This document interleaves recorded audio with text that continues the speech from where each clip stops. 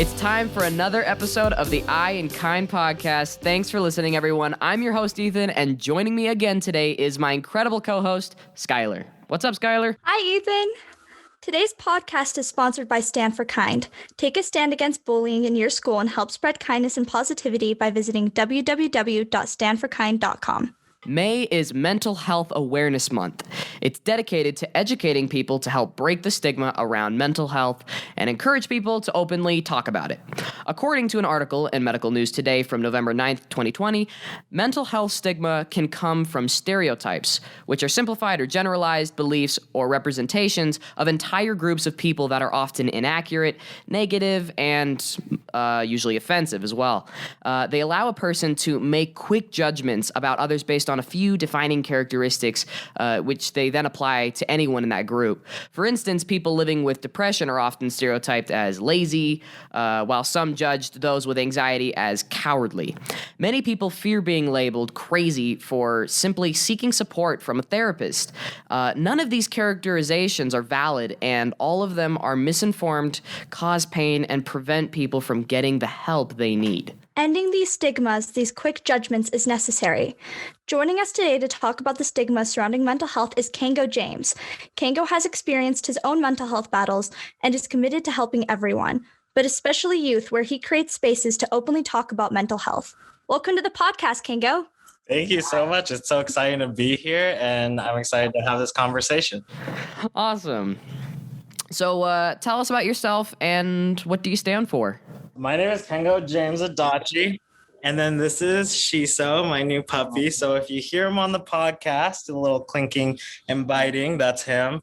But I grew up in Bountiful, Utah, and I guess just like being super different than everybody else. I was one of only a few Asians in my school, and just had a lot of just like identity struggles growing up, and definitely battled a lot with mental health. I'm a suicide survivor, and because I've been in such a low place, and I know how that feels. I know how it feels to be laying in your bed wishing nothing more than to leave this earth. I just know how low people can get and just what can help that. And so I just try to do as much as I can to help as many people, or not even as many as people, but even just like one person, with talking about it and creating spaces to talk about it where it's not this intense thing where it's like, oh, like, you want to talk about depression, then we have to sit down in a dark room and be like, are you okay? Is everything going to be all right? And stuff like that. Like, I really do believe it's the little things that can change things for people. I mean, oftentimes when there's something that you are going through and you don't want to talk about it with other person because you think that conversation is going to go down in a way that you are just going to hate even more than life already, like it's something that it can be hard to go through. But if you know how to make that conversation something that this person can enjoy and get hope from, then I definitely feel that's something that can help a lot of people out that may be going through that hard place in their life. Yeah, I think so too. Something that I always try to tell everybody is that you are qualified to help somebody that is battling mental health struggles, because I think a lot of times we're like, oh, I don't want to come off as weird. I don't know them. It might be this huge conversation. But I think it's a lot better to just try and just take our imperfect selves and just try to just be there for that person. I think it doesn't really matter the words that we say. It doesn't matter what qualifications we might have. We just have to reach out with love. And I think people can feel that way more than any perfect thing that you have to say, you know? Yeah. Absolutely. I really love that. What experiences have you had with the stigma surrounding mental health? I think the biggest one is that I battle depression and anxiety pretty bad. And I think the biggest thing that people may think is just like when they hear those is just somebody who's just, I think they think that it's sadness. Depression is not sadness. Anxiety is not just worrying about things. It's much more complicated than that. And so the stigma that I've kind of had to deal with the most is just like, oh, you're lazy, you just need to work out, you just need to find a hobby, you just need to do this or that. And it's like, as somebody who battles with those things, you know that those things can help for sure, but it's like that's not necessarily the answer every time, you know. And so I wish people would realize that depression is not sadness. It's not just because, oh, like I did bad on this test or my girlfriend broke up with me or anything like that. It's a lot more than that. It's a lot more complicated than that. It's not just a bad day. It's a way that like our brains process things and work things out. Right. And it's also important to remember that like depression and anxiety is different for each individual. And that's why it's so good to communicate with your loved ones and even strangers and stuff, is to see how that is affecting them.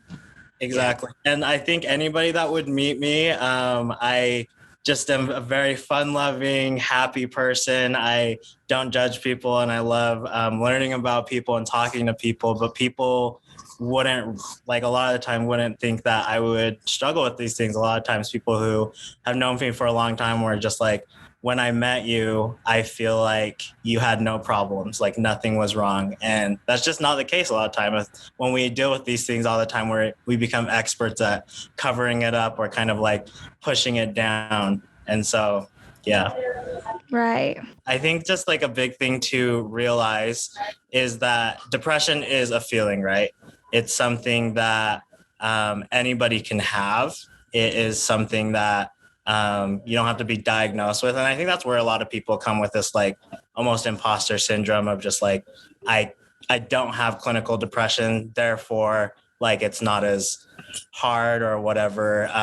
But I do believe that everybody knows what depression feels like. I know we've been in those places in our lives, and it's just important to kind of just call it out as it is, and just being like, it can be so many different things. It doesn't have to be this or that.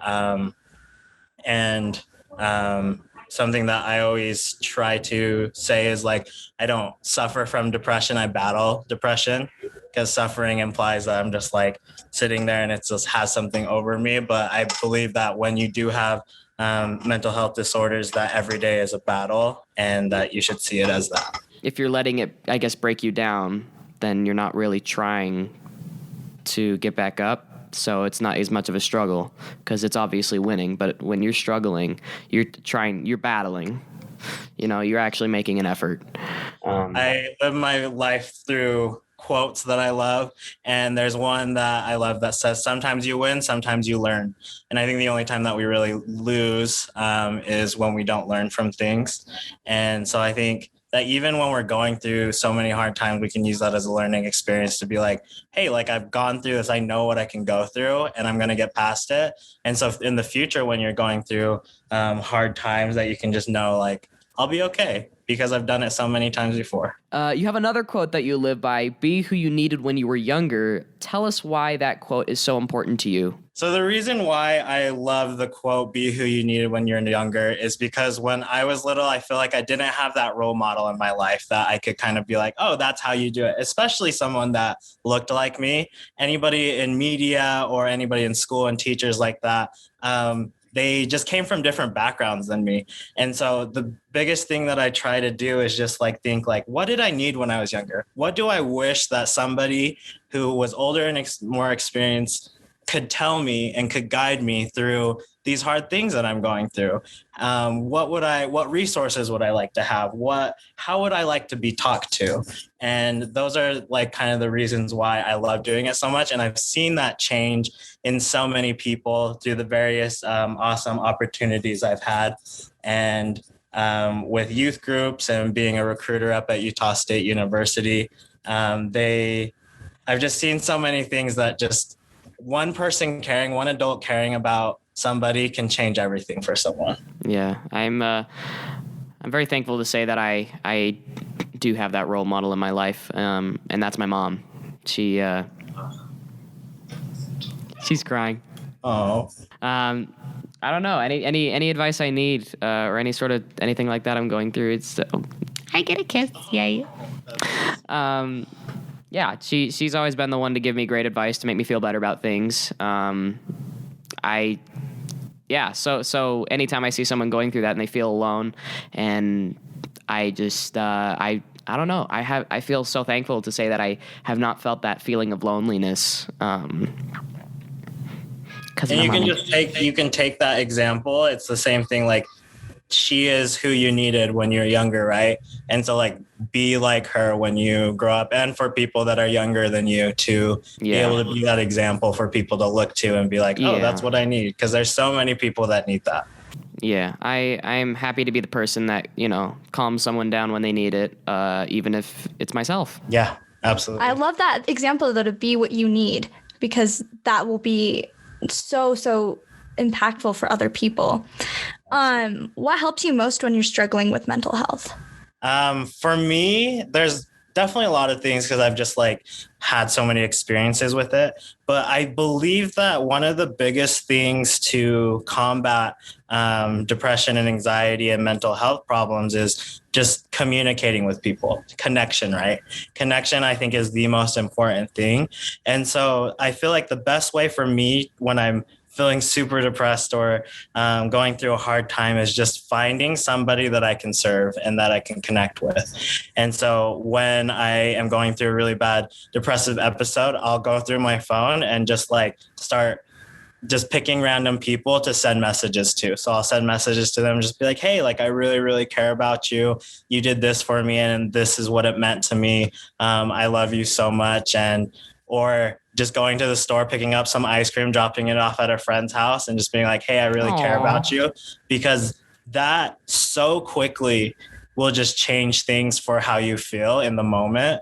And maybe it's not going to fix it,